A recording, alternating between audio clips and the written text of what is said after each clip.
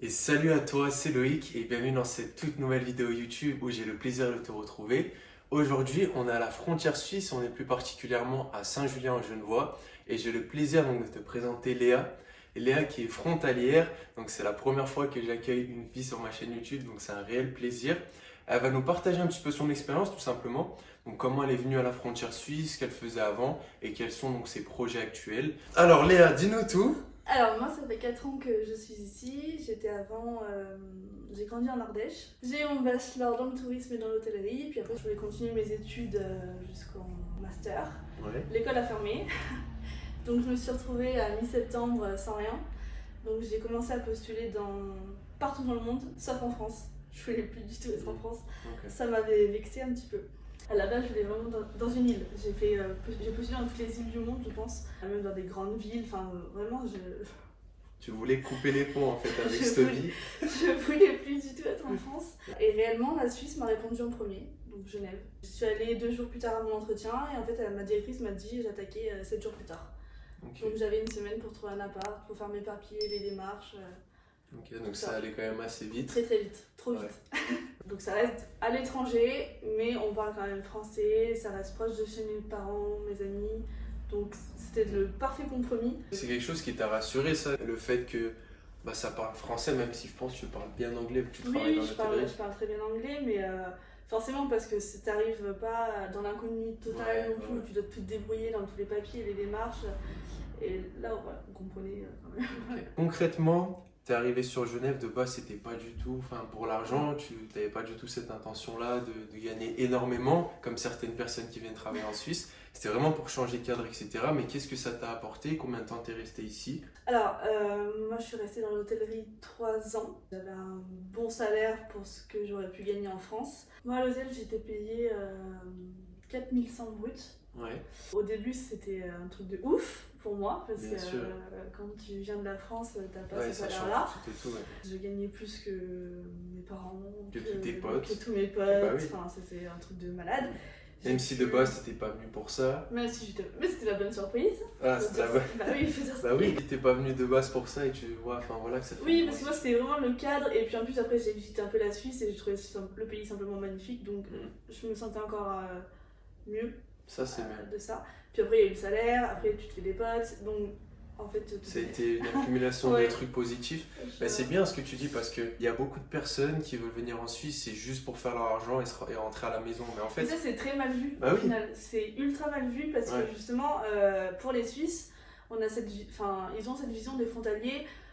Ouais, les types ils viennent là, ils viennent faire leur argent, ils dépensent rien chez nous. c'est ça. Cette vision de crevard, entre guillemets, Ouais. tu vois, où tu vas rien dépenser, tu manges pas à la cantine de l'entreprise parce que c'est trop Ouais, cher, c'est ça, nanana. c'est ça. Et c'est dommage parce que ça renvoie du coup une mauvaise image des frontaliers, alors que c'est pas spécialement ça. Ça va dans les deux sens en fait. T'as des Suisses qui viennent habiter en France, qui font leurs courses en France, et nous à l'inverse, on va Oui. travailler chez eux. Il faut simplement en fait C'est, que, ouais, c'est donnant-donnant. donnant-donnant, il faut qu'il y ait une bonne harmonie.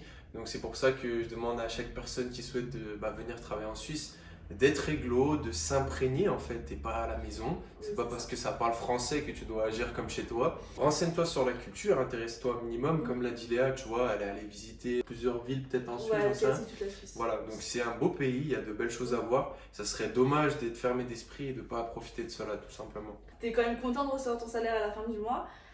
Ne critique pas en fait là où tu es, tout simplement, sinon simplement tu rentres chez toi Voilà. C'est ça. et C'est voilà. très bien ça, exactement. Non mais je suis c'est- d'accord. Il y en a plein en fait qui voudraient ta place, donc Ouais, carrément, carrément. petit coup de gueule. Non mais c'est bien de clarifier ça que de dire simplement venez, ça va être tout beau tout rose. Tu dois bosser bien, sûr. comme de partout, mais C'est ça. si tu veux ton bon salaire, mérite et adapte-toi au pays Ouais. qui te le donne. Est-ce que tu as trouvé un changement par rapport peut-être à la France Dans les mentalités. Ouais, dans les mentalités, les relations avec tes collègues, est-ce que tu as trouvé une différence ou c'était comme avant pour toi? Non, c'est très très différent la mentalité des gens ici parce qu'ils sont vraiment orientés au travail. Moi je suis très dans la rigueur et pour le coup je trouve que la Suisse, je sais pas ce que t'en penses, mais ils sont très comme ça où chaque chose a sa place. Et Ouais, du c'est coup vrai. j'aimais bien cette mentalité là. C'est genre, va au travail, fais ton job correctement, Mm. voilà, ne t'étale pas ta vie un petit peu dans tous les Oui, sens. c'est ça. Les gens ils sont focus. Et Ouais, c'est ça, Ouais. c'est focus. T'es là pour ça. J'ai mis beaucoup de temps avant connaître des gens, de rencontrer des vrais potes. Pas seulement des collègues de boulot, même si je m'entendais très très bien avec. Covoiturage, j'ai rencontré des gens en Blablacar. Ok. Voilà, et puis après, quand tu rencontres quelqu'un, il t'amène d'autres personnes, que tu rencontres, les potes des potes des potes. Et Ça s'est fait de fil en aiguille, voilà. quoi. Après, je pense que tu t'es fait quand même des belles connaissances. Ouais, maintenant, oui, j'ai plein de potes et des vrais amis pour le coup. Et du coup, grâce à ces 3 années où tu as un petit peu charbonné, en fait, où tu étais en CDI dans cette boîte, Oui, c'est ça? bien sûr. Ok. Qu'est-ce que tu as pu avoir comme projet? Est-ce que ça t'a permis que peut-être tu n'aurais pas pu en France avec forcément le salaire qui est un petit peu moindre? Je pense que ça t'a permis plus de choses peut-être par rapport au crédit, etc. Mon appart, je l'ai acheté le premier mois que je suis arrivée. Ok. Donc, T'avais pas encore. comme je t'ai dit, oui, Ah j'avais oui, pas c'est encore vrai. le premier salaire et j'avais déjà signé pour cet appart-là. Donc, un peu trop. T'avais déjà la vision que tu voulais acheter, etc. Oui, ça j'ai toujours eu. Tu savais que de manière ta situation allait être stable et tout, donc t'étais sereine Ouais. pour acheter, entre guillemets. Ouais. Ok. Il y a beaucoup de gens, tu vois, qui m'écrivent et qui me disent oui, mais quand je venais travailler en Suisse, on m'a dit que les employeurs ils pouvaient t'éjecter comme ça, mais si tu fais le taf, si t'es réglo et tout, il n'y a pas de raison en fait. Enfin, je sais pas si t'as ressenti une pression par rapport à cela, mais pour moi, enfin, ça n'a jamais été un problème. Si ton job, tu le fais correctement, si t'es réglo avec tes collègues, tes patrons, etc., il n'y a aucune raison.